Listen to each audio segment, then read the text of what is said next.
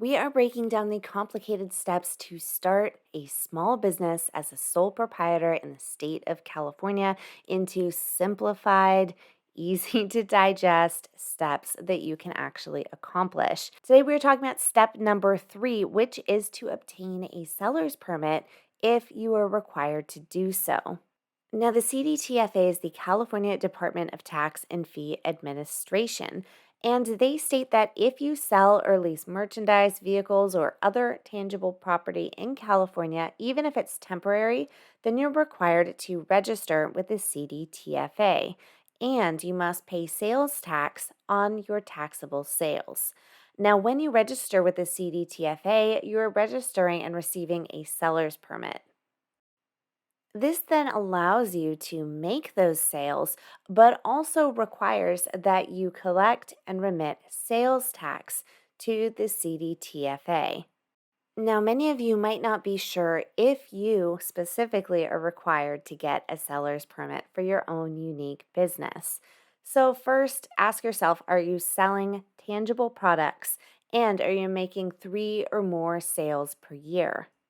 If you are selling tangible products and you are making 3 or more sales per year, then the CDTFA states that you, in most cases, would be required to receive a seller's permit.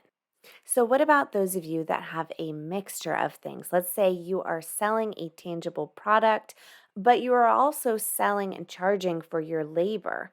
If you are charging for labor, labor is subject to sales tax when it results in the creation or future sale of a tangible product only. For example, if you make a ring for a specific customer, you are creating tangible personal property. Therefore, the total amount you charge would be subject to sales tax.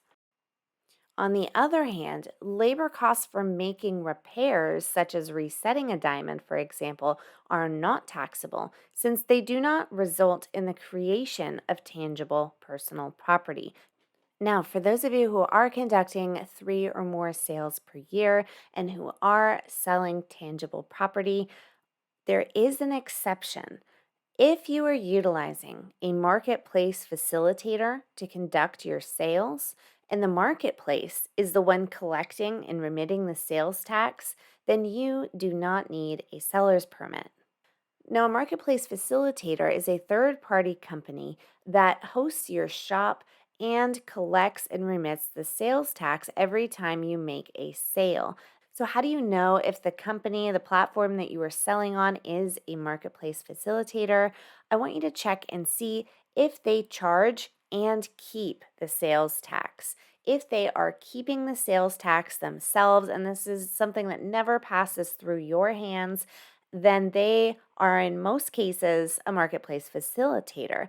In order to make sure, check the seller's frequently asked questions on whatever marketplace you are using to conduct your sales.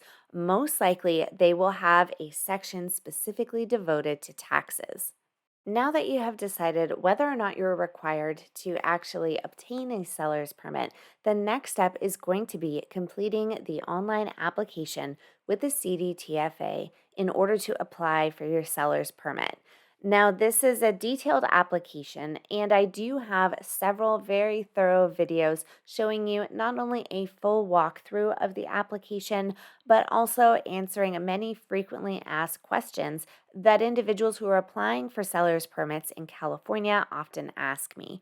I'm going to link those down below. Make sure you click on this video next to watch them.